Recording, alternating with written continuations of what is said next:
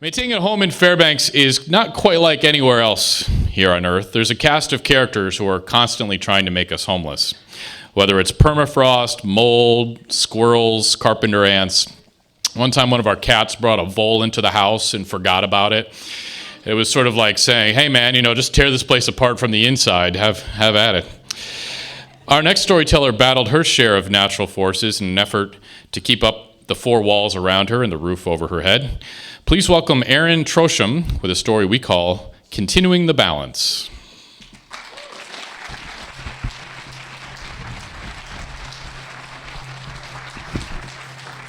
Thank you. Hi. So I have a lot of this memorized, and I'm going to try really hard not to go off script, but if I do, you'll have to bear with me for a second. Okay? And yeah, anyways. So I moved to Alaska in the fall of 2006 for grad school from Whitehorse, Yukon, which is just a short 12-hour drive across the border. Since I liked Arctic hydrology and permafrost, Fairbanks was an attractive option to both live and study in the north. In Canada, all the universities are located in the southern half of the country, and I'd already been there and done that in my undergrad degree. I decided that Alaska seemed like a pretty good choice.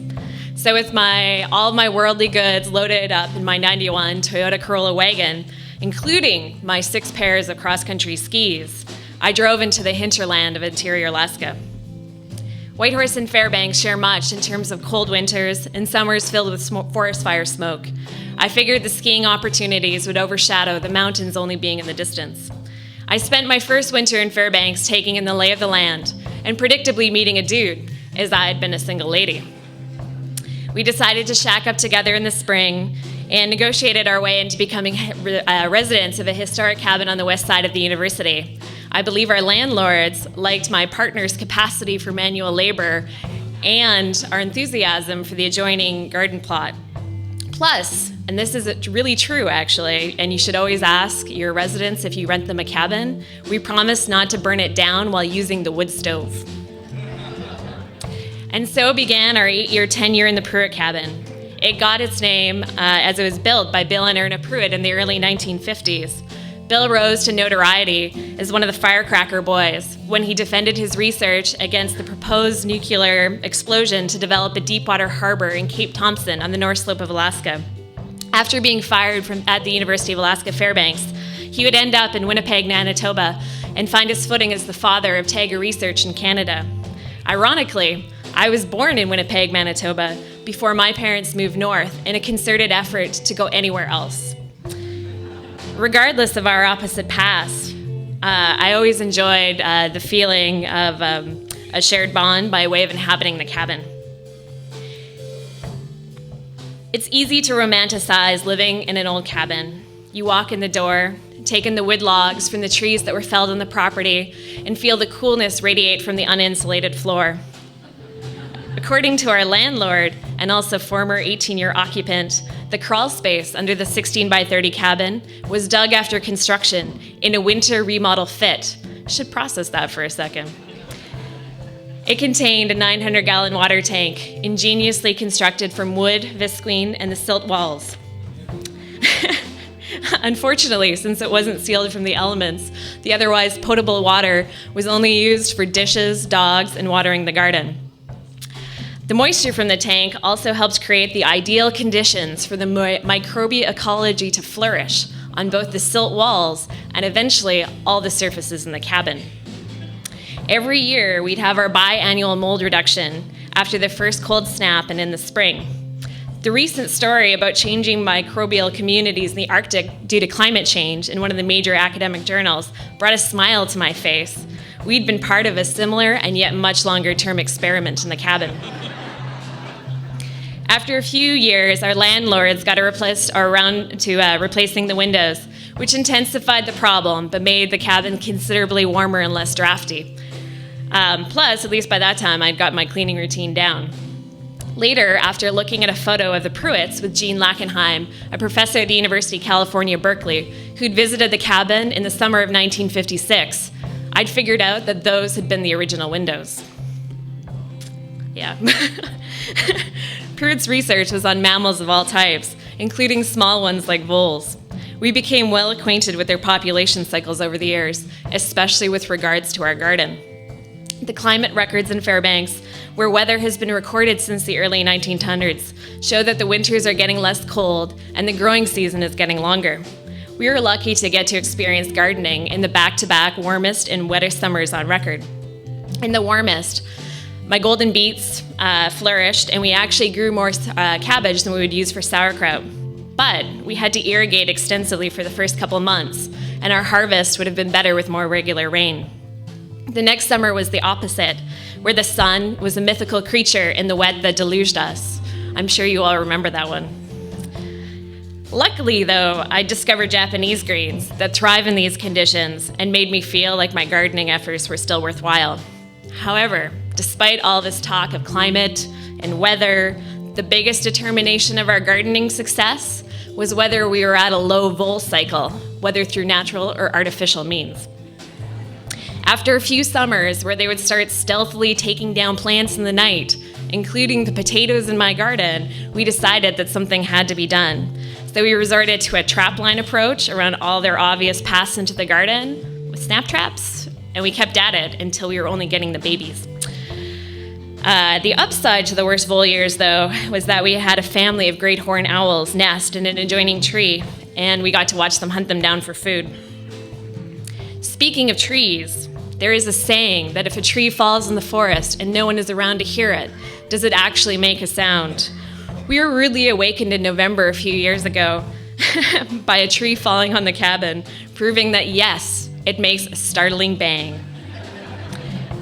It was after yet another ice storm, which seemed to be happening with new regularity in the interior. Mother Nature had doubled down with some fierce winds, which would knock the power out in over half the town.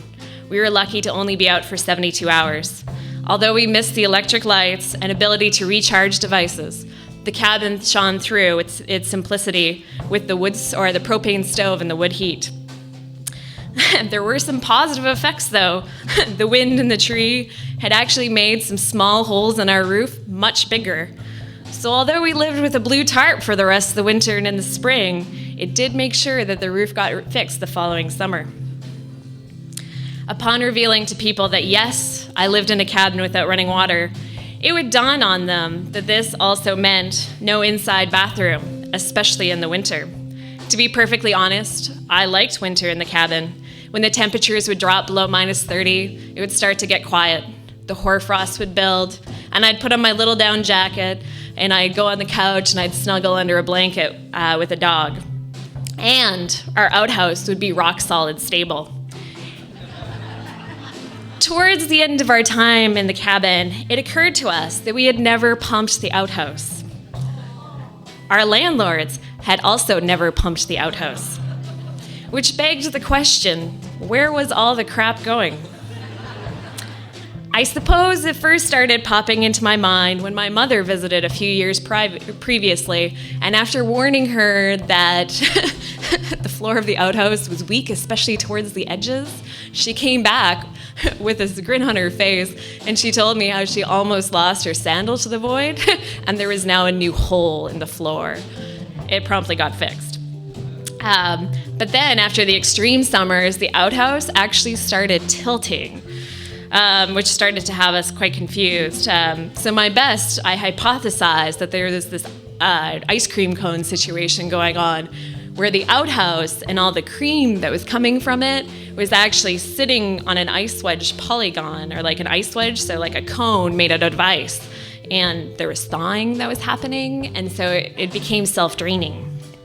These ice wedge polygons can actually be 6 to 10 feet in diameter and 20 to 50 or more feet in depth.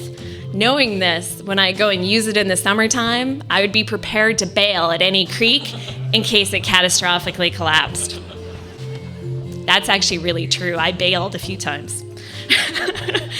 In all fairness, though, whoever dug the outhouse wouldn't have necessarily known that ice wedges could be lurking underneath the towering birch and spruce because there was no obvious signs on the surface.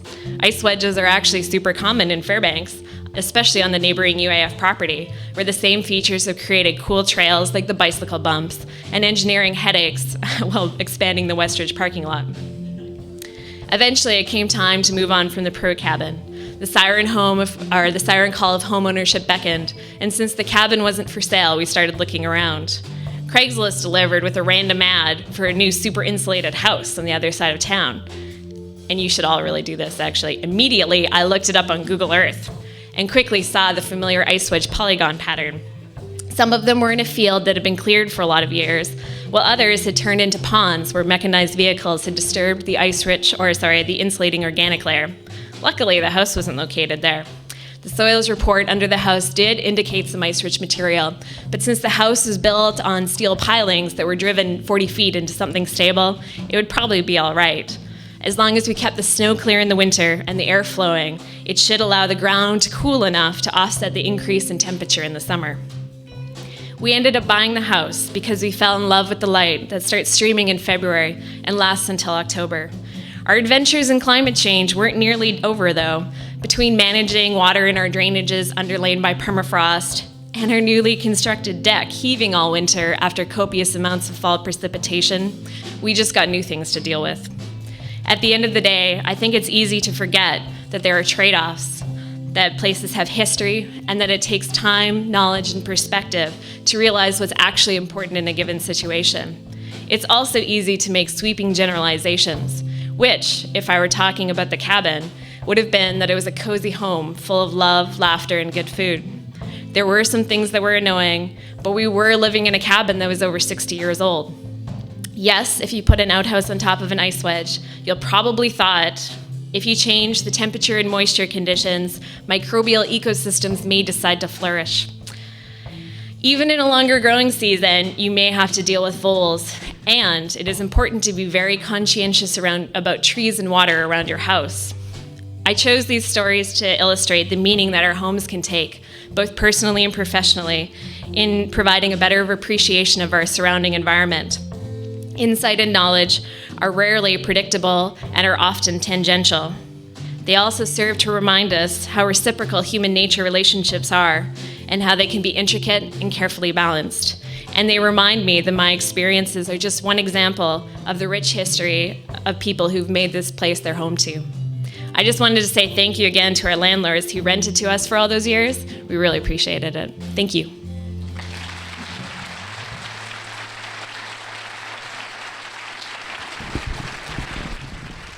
Erin Trochim.